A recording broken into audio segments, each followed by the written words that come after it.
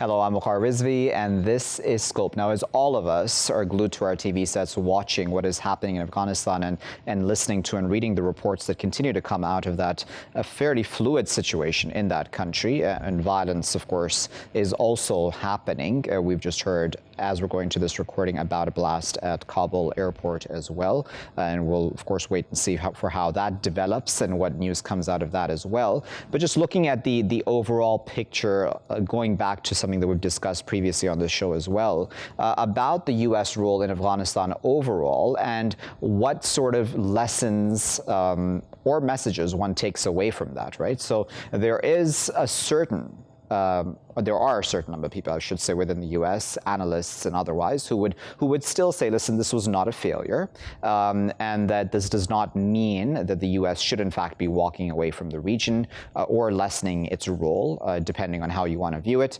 and that, in fact, the U.S. Interventions, invasions, occupations, or just involvement, however you want to term that, is a good thing for the Middle East, and that now the likes of Israel will have to step into any vacuum that may need to then be filled. That's the first point. And the second point is Samantha Power, who, as we all know, was under President Obama, the U.S. ambassador to the United Nations, has celebrated Sudan joining the ICC. But this is the same U.S. and same Samantha Power who, in fact, didn't want the Palestinians to join the ICC. And in fact, we know the U.S. has been against any ICC investigation into any war crimes. And this would be a neutral investigation into war crimes by the Taliban, the United States forces, coalition forces, that is, as well as even Afghan government forces or ex-Afghan government forces now. Why would the U.S. be against that, but be fine with that, for example, with Sudan joining the ICC? So what does that also then say about U.S. legacy vis-a-vis then accountability for any crimes it may or may not have committed? If a neutral investigation takes place, one would know. So let's discuss those issues a bit further with all of our esteemed panelists who are joining us today from across the United States. We're joined now by Dr. Andrew J. Bacevich, who is a Professor Emeritus of International Relations and History at Boston University. He's also the President of the Quincy Institute for Responsible Statecraft. He is joining us this morning from Boston, Massachusetts. Joining us from Ashburn, Virginia is Jacob Hornberger, who is the president and founder of the Future of Freedom Foundation. And joining us from New York, New York is Dr. Adam Weinstein, who is a former U.S. Marine who served in Afghanistan and is also a researcher fellow at the Quincy Institute. Adam, Jacob, and Andrew, good morning to all three of you, and thank you all for joining us. Andrew, let me start with you firstly. So let's start right at the top about what lessons one is to take away from the involvement in Afghanistan and or how it developed at least throughout these 2 decades and even right at the end. Is the lesson that, in fact, U.S. involvement is a necessary thing and that this war on terror and the way this was waged was not a bad thing? Well, the war on terror was a misbegotten enterprise from day one. The effort to nation build in Afghanistan, to transform Afghanistan into some form of a modernized, liberal, democratic society. I think the lesson there is that's a really, really difficult thing to accomplish. We've been trying for 20 years and made limited progress. And I think the task becomes even more difficult when we have an inadequate understanding, appreciation of the history, the culture of that nation that we are attempting to transform. We knew little about Afghanistan 20 years ago. It's not clear to me that we know a heck of a lot more about Afghanistan today. So, Jacob, what are your thoughts on the U.S. involvement in Afghanistan and the way it happened? As Andrew there correctly pointed out, it's all about knowing the realities on the ground, right? Doing one's homework before going in. I mean, that seems like it would be fairly logical, and it seems quite logical to say, but it didn't happen in depth. Is that the reason why there was what we may call a failure? I think so. I think that the issue goes much deeper than that, and that is over the concept of interventionism itself. That's the lesson that needs to be drawn here, is that is a bankrupt notion. It's bankrupt in every sense of the word, morally, economically, financially. And in order to get to the core of the issue, we have to go back to the invasion itself. that was it legitimate for the United States to invade Afghanistan in the first place? This is what a lot of the commentators are avoiding. They're talking about how the occupation was mismanaged, how their plan would have worked differently. But very few of them are debating on whether we should have gone in there in the first place. And that goes back to what motivates the terrorists in the first place.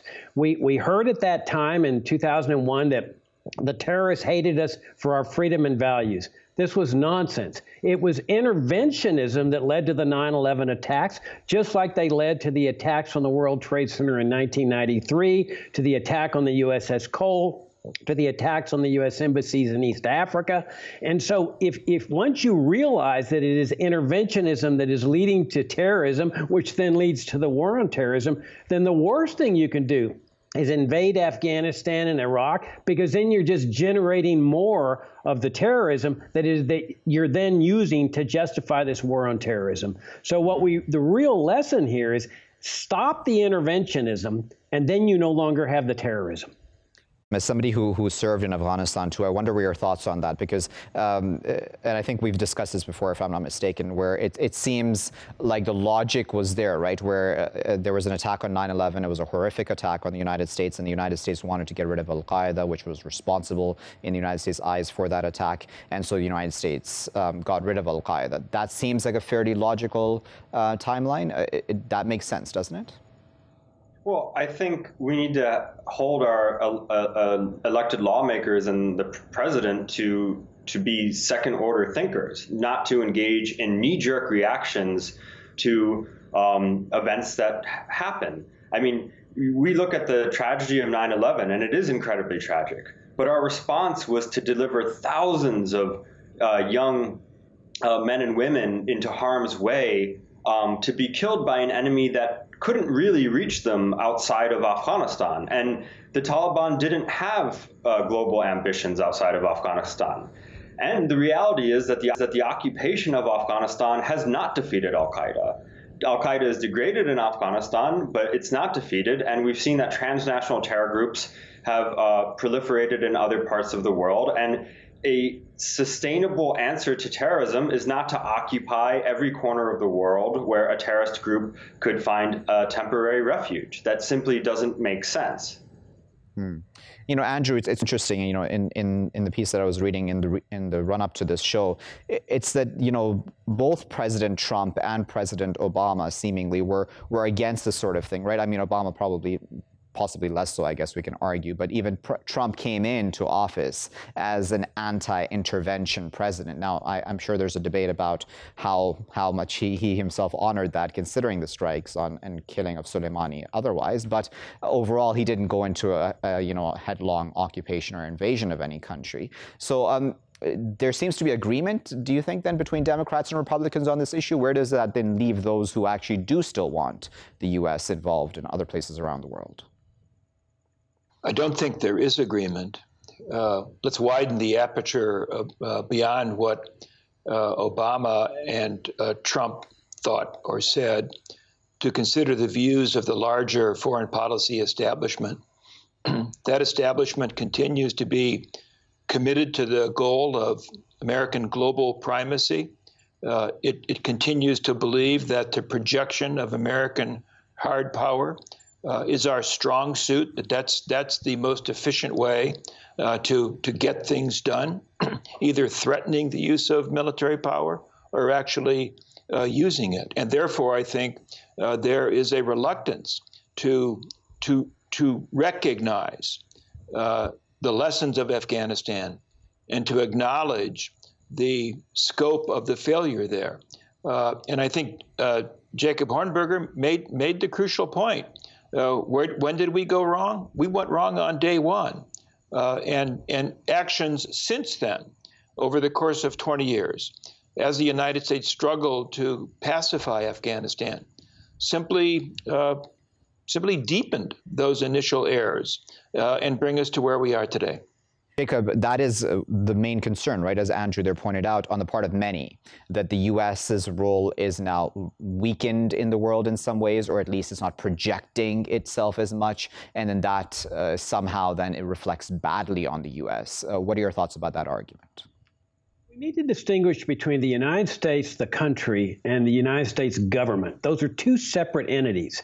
And one party wants to make the government stronger, the military stronger, as Andrew pointed out. They want to project military force. They think this is the key to the future of the United States. There's those of us who say, no, weaken the government, bring those troops home, and then expand the role of the private sector. In the diplomatic groups, cultural groups, economic groups that are reaching out to people in trade and commerce, cultural exchanges. That's what the United States has always been all about. That was our legacy, at least all the way up to the first part of the 20th century, is free up the American people to travel around the world. The people of the world love Americans. They love American money. They just hate the U.S. government and its military might. So what we say is bring the troops home, weaken the U.S. government's ability to project military force around the world, and free up the American people. Free up the American people, Adam. Do you agree with that? Do you think that, I don't want to put you on the spot, of course, and make this just about you, but do you think that you should not have, for example, gone into Afghanistan? Do you think that was a bad call by those who are senior? I don't think I should have been in Afghanistan in 2012. There was a certain fog of war, and it was a new situation in 2001. But it was very clear after entering Afghanistan that there was no military solution. They could have had a conference at Bonn in which they included Taliban, and they could have left the country relatively quickly, even after engaging in an intervention. But instead, they chose to prolong the intervention indefinitely. And we often talk about the United States leaving these wars of choice as leaving a vacuum, but that's not the right way to look at it. The United States creates a vacuum when it enters these parts of the world and alters the power dynamics to force itself into things and then leaves. The power vacuum does not come before the United States intervention. It's a natural consequence of the United States intervention. It's natural that countries like Iran or Pakistan or Russia or China would be involved in South Asia and Central Asia. It's not really natural that the United States would have troops occupying Afghanistan for 20 years. And if you talk to the average American outside of Washington, D.C., they simply do not think it is reasonable to engage in active wars for an entire generation. You know, Andrew, a lot of us, and I want to go back to a point that Jacob there made about, the American reputation around the world. And one of the good points, at least as spoken about the United States around the world, is that it is a country of law and order, right? That can be disputed and debated, certainly, but at a certain level, there is justice at certain levels for people who are wronged. So I wonder then, why then not open oneself up to the ICC, for example? Why then celebrate Sudan joining, which is completely fine? I mean, Omar al-Bashir should be held to account for his crimes if they can be proven in a court of law. But I mean, why not the same for the United States? And it's not like the ICC was only going to investigate the United States, right? It was going to investigate, as I said in my introduction, the Taliban, as well as now the former Afghan government's forces as well. Well, I think the simple answer is that that foreign policy establishment that I referenced a couple of minutes ago is persuaded that the rules that apply to others shouldn't apply to the United States, or should only apply to the United States if the United States finds those rules to be agreeable. Let me give you a specific example. In the wake of 9/11, the George W. Bush administration publicly committed the United States to something that was called the Bush Doctrine. The Bush Doctrine laid claim to authorize the United States to initiate preventive war. Explicitly denied that prerogative to other nations, claimed it for ourselves. It was on that basis that they concocted a rationale for invading Iraq in 2003, another disastrous war. So there's a high level of hypocrisy here. Great powers, I think, tend to be guilty of hypocrisy, and our refusal to abide by the ICC, I think, is illustrative of that.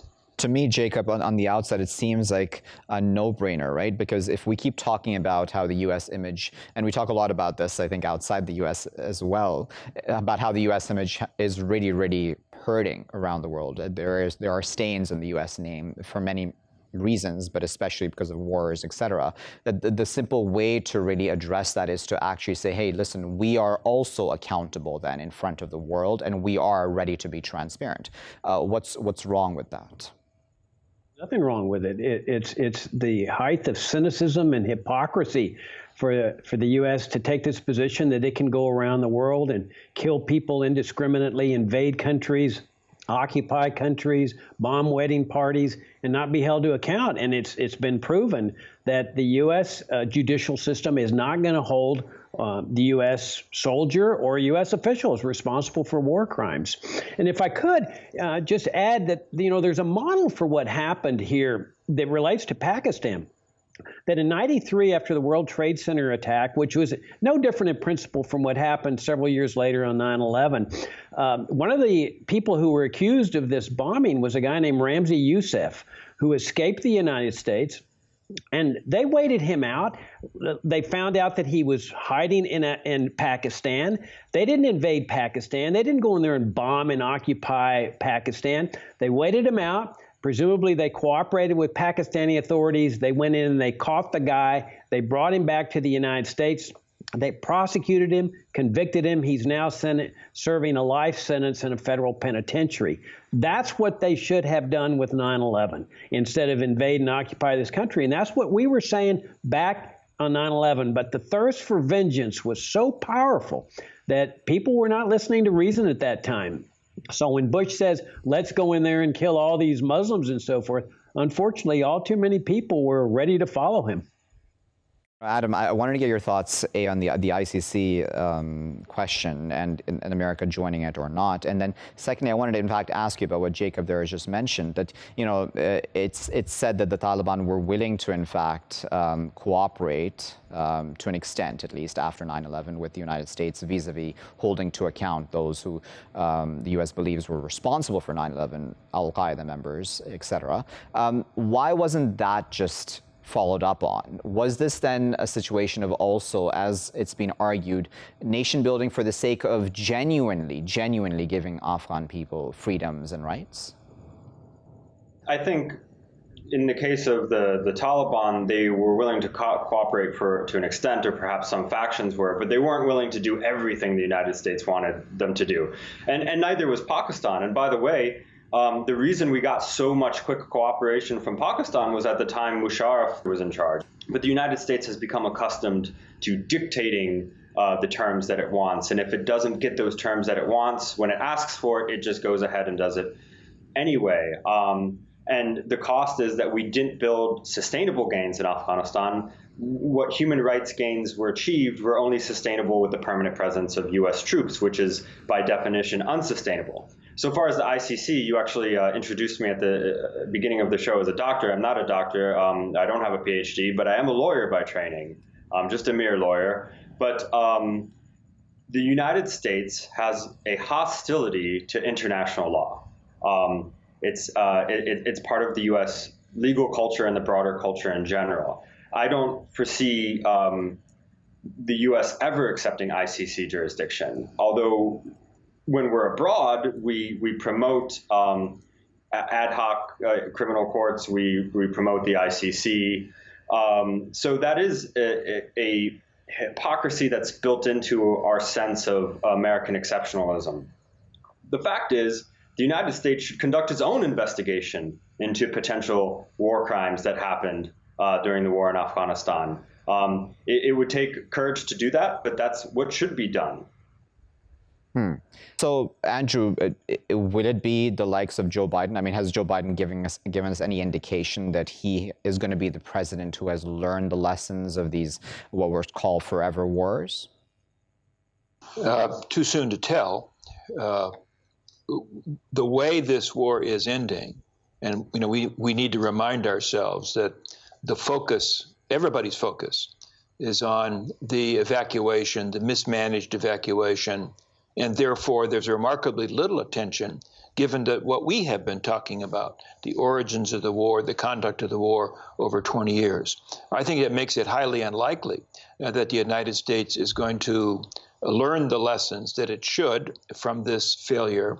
Furthermore, this debacle of the evacuation is going to leave President Biden in a badly weakened political situation, and therefore his the freedom of action to bring about necessary changes in U.S. policy, I think that freedom of action is going to be very limited.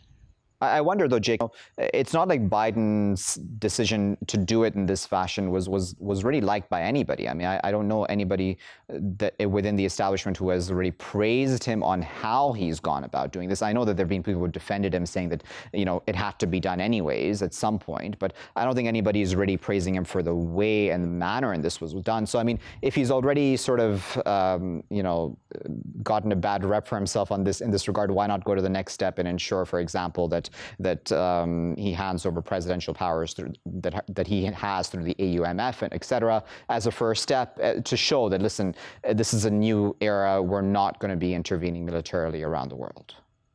Well, I think it's always easy to second guess somebody in this kind of instance, but you know, there's no real easy way to get defeated in a war.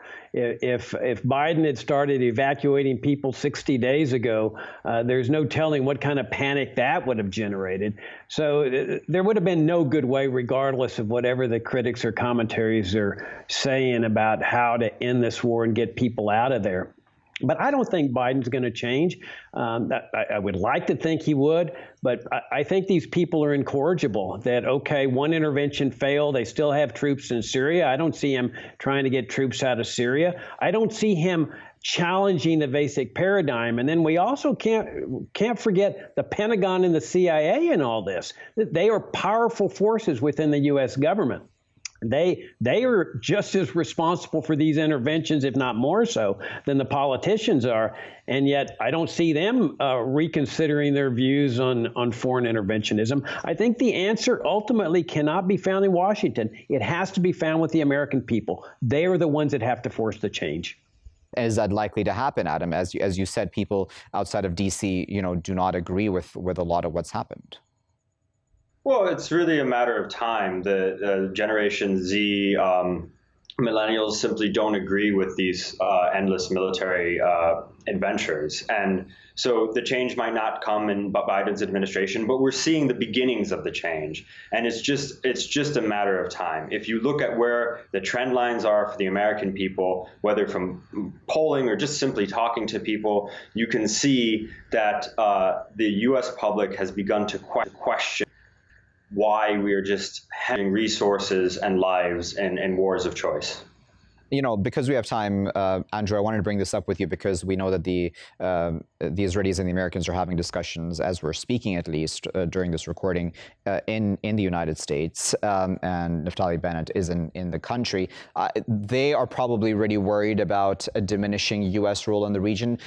Does that mean that, and there probably is a lot of pressure on Biden to continue some sort of a role? Will that, and is that a really important factor in how decision-making will be done then going forward?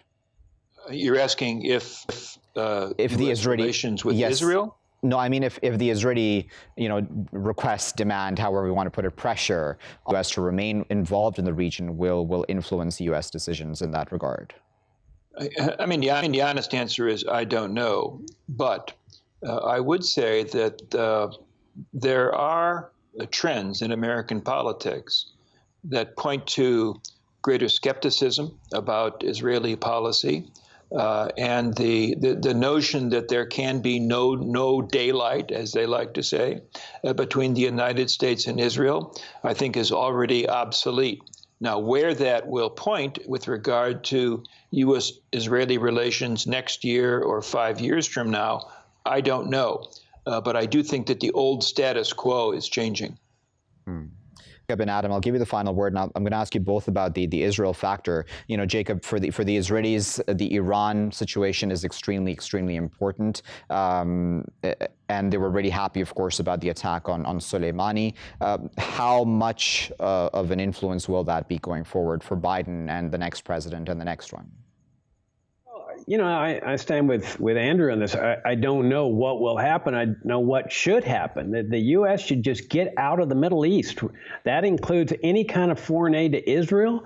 It's just illegitimate. The interventions are illegitimate. The troops having troops in Syria and helping to bomb Yemen, the troops in Iraq, it's all illegitimate. And this notion that, Israel's going to step into the void, so let them step into the void. The best thing that could ever happen to the people of the Middle East and the people of the United States is to bring those troops home from everywhere, and especially the Middle East. Adam, the critic within me would say, listen, considering this has been so messy in Afghanistan, I mean, if the U.S. were to, for example, completely walk away and leave a mess, I mean, that would be a bad thing too, wouldn't it? Well, the mess already exists in Afghanistan. It existed when U.S. troops were there.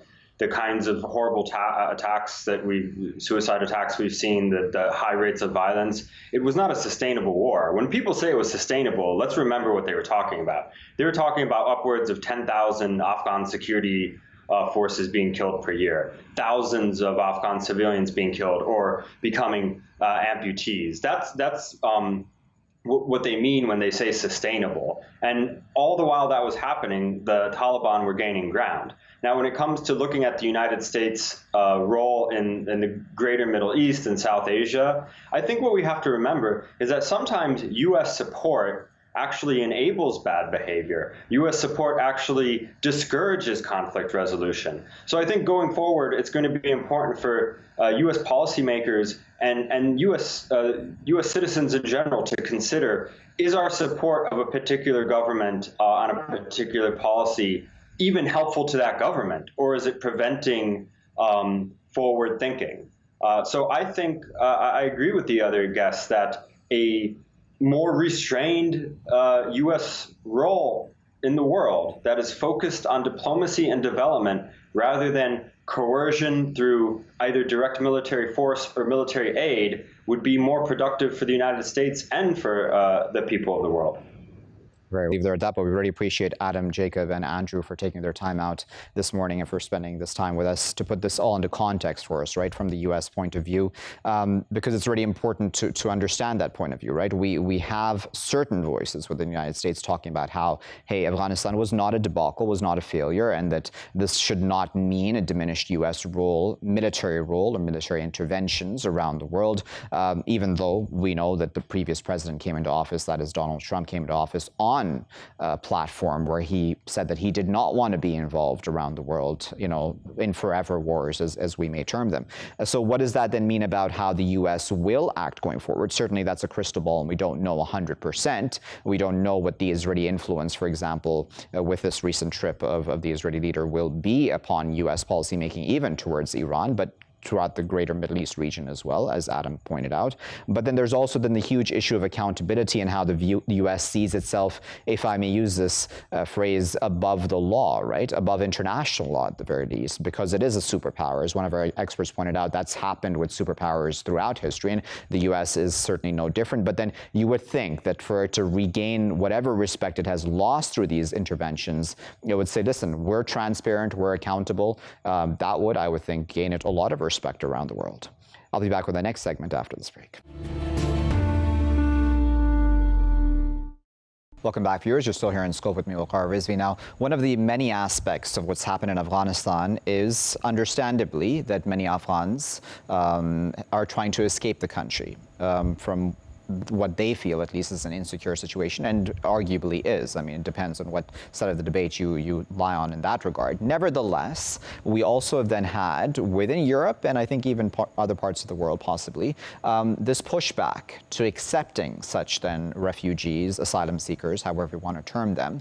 And in Europe, we've had, for a while now, in fact, anti-migrant feelings anyhow, since the Syria crisis erupted and Syrians came in large numbers, as have a significant numbers of people from the African continent as well. And we've then had right-wing feelings growing in that country against migrants. We also, by the way, have that sort of feeling even in the United States that's geared more towards Latin Americans and Mexicans and others who try to come over the border, A, looking for a better life, and B, genuinely, fleeing persecution of sorts in their respective countries. So we're going to discuss that aspect because I think it's an important aspect to discuss that many are not. We're joined now by Dr. Tazreena Sajjad, who is a senior professorial lecturer at the School of International Service of American University. She's joining us this morning from Washington, D.C. Tazreena, good morning to you, and thank you for joining us today. There is, Tazreena, this argument that is made, and I'm not saying that women's rights are perfect and have been perfect in Afghanistan, but there's an argument made that because women's rights have been an issue in Afghanistan, that there's sort of this grandstanding, moral standing in that regard on the part of many Europeans, and then that somehow leads to as well anti-migrant feelings. I mean, those two things don't seem to stand parallel in my mind. I mean, it seems like you should actually be doing more, or I mean, the Western world should be doing more than to take in these people. Am I right to say that? Yes, but there's a lot of complexity within that to unpack. First, xenophobia and anti-immigrant sentiments have existed in Europe and in the United States, and of course elsewhere in the world for a very long period of time. It is one of those things that, rise and fall depending on what kinds of political situations and circumstances a nation state and the larger international system goes through. Within that, the question of Afghan women's rights and the rights of Afghan girls was used as a justification for the initial U.S.-led intervention in 2001 in Afghanistan. So there is the contradiction that exists now that at one level, the focus is on Afghan women and girls who have struggled extremely hard in order to capture their places and spaces, capture their place in public spaces in Afghanistan in many different sectors, including, of course, sports, education, law, businesses, and political office. And so there is that focus on the fact that Afghan women and girls are extremely vulnerable, and whoever wish to be evacuated or who need a place of sanctuary need to be saved. But this also goes against the grain of institutionalized and rising xenophobia and anti-immigrant sentiments and Islamophobia in Europe, and certainly, we have seen that in the context of the United States as well as elsewhere. And so there has to be a very interesting and a tightrope that European countries that are probably going to be a little more open, at least initially, to take in Afghan refugees and asylum seekers. And at the same time, the fact that the weaponization of refugees and asylum seekers have taken place, and the fact that they have been framed only in terms of the security trope for so very long. And certainly, that has intensified, particularly since 2015 onwards, when Syrian and Afghan and Iraqi refugees and asylum seekers largely arrived on Europe's shores. It's going to be an interesting way to see how they balance the two. Now, the gender element in this is really interesting also to examine in terms of how Afghan boys and men will not be considered to be vulnerable in that equation, and how many Afghan boys and men, as refugees, asylum seekers, and migrants, will continue to face the kind of violence that they do at the borders of European nation states as well as other places. Yeah. Whenever I've discussed this issue of migration, be it Europe or otherwise, there's always that, at least in my mind, it makes sense to discuss this, the foreign policies of these respective countries. And if we look at Europe as a bloc, right, as a European Union as a whole bloc, the foreign policy of the EU towards many countries around the world, be it intervention or being part of coalitions, NATO, etc. And, I know there's a whole debate about, whether or not it was the direct actions that led to this. But I mean, in this specific case, we can say that the way the U.S. left Afghanistan did really leave in a very, very haphazard manner. Why isn't there that sort of then, do you think, reflection? Hey, maybe we caused the insecurity, to an extent at least, that these people are now escaping, and then, hey, we should actually be a lot more welcoming. That's a really good question. So let me answer it this way. There are two different ways to look at it. One, in terms of American civil society response to the crisis that is unfolding right now in Afghanistan. And there is, at least for the moment, quite a bit of conversation in terms of the responsibility and the need to respond to the humanitarian crisis. But there's a larger question here in terms of acknowledgement, in terms of transparency and accountability accountability. And in the case of Afghanistan, at least, there is a very straight line that we can draw between the military intervention, a 20-year-old war, which created an extremely fragile Afghanistan state, undermined by corruption, undermined by external intervention, as well as other kinds of political dynamics within Afghanistan. And within that context, it is profoundly disturbing to see how, even if there was, you can make a case for a U.S. Withdrawal, the planning of the evacuation process was extremely problematic. And this haphazard way of doing it means that there's a lot of pressure on those who wish to assist Afghan civilians are being in the front lines of this particular crisis without having the kind of support they need in order to be able to do the work they wish to do. And so on the part of the administration and in terms of formal platforms, there is no real bigger conversation about accountability and responsibility in terms of the historic trajectory of international involvement in Afghanistan. But on the civilian scale and in terms of civil society actors, there is a different kind of conversation. And that conversation is extremely important because that is important in trying to rally the support, the domestic support, for instance, in the case of the United States, that is required to take in Afghan refugees that are being created as a result of this rapid evacuation or rapid U.S. withdrawal. Tazreena, you know, the other argument that is made against refugees, and I'm sure you alluded to this in your first answer already, is that they do not integrate well into whatever host country they end up in, then, right? So that's been an argument which we've heard throughout the Syria crisis as well. It's not unique to Afghan asylum seekers, but I would think, and I'm hearing those same arguments come up again and again, that, you know, because there are Muslims, as you said, the Islamophobic element is quite strong in this regard. Is there any truth to that? Is this genuinely a genuine concern about, hey, these people cannot integrate into our quote-unquote respective societies?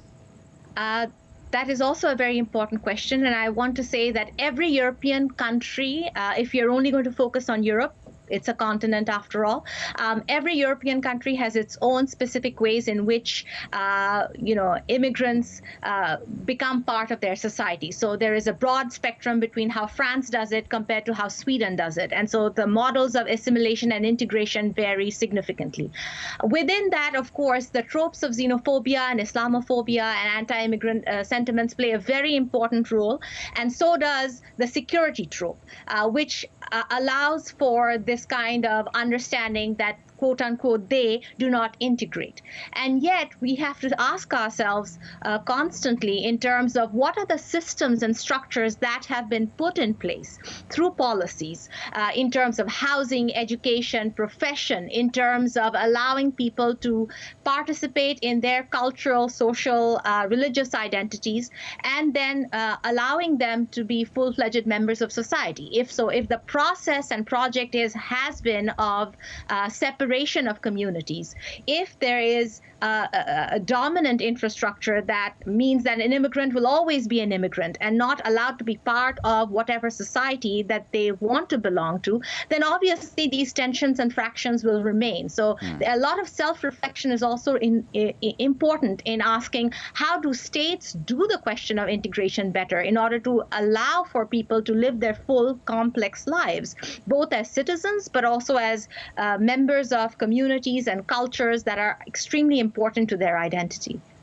As a final point, I'll bring in the U.S. as this final point, and with you then, Tazreena, and that is about a court just passing recently the judgment on the Remain in Mexico part of one of Donald Trump's policies, right? So people would have to remain in Mexico until their respective asylum applications are processed, I believe, is what the bill is, or at least this part of it is. And, you know, Trump, we know famously had spoken very negatively about Mexicans and others who come over that border as essentially, if I may paraphrase him, bringing over crime, right, or committing criminal acts, and he just generalized the entire country and people as doing that, and that seems to be, in fact, a general point that even exists in Europe, in fact, in some regards. Is there any authenticity to such an argument? I mean, I know it's been debunked a number of times, even in the U.S.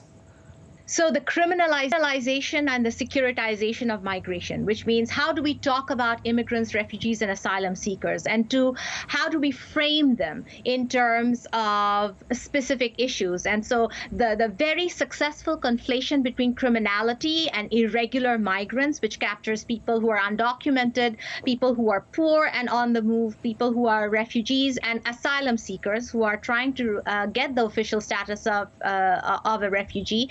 That becomes extremely prominent. We see this, we have always seen this in the history of the United States. We see this in the context of Europe, and that's been dominant. But the criminalization of migrants is also prominent in every other place in the world, in the international system, because the international system is based on nation states, and nation states are fundamentally about crafting a narrative of us, and it has to be in the opposition. It has to be in opposition to the other, whoever the non-citizen is. Now, in the case of the United States, the refugee system, the refugee resettlement process is very different from the U.S. asylum system, and I think a lot of people are not necessarily aware of that. The numbers of Afghan refugees who may end up in the United States ultimately, and it still will be a very small fraction of the total number of Afghans who will need sanctuary, is going to happen largely through the refugee resettlement program, which is a very institutionalized, thorough vetting process through which the United States handpicks and selects those who will be resettled. The asylum process is actually very different, which basically means people have to come to the United States border and present the case as to why the United States should recognize them as refugees.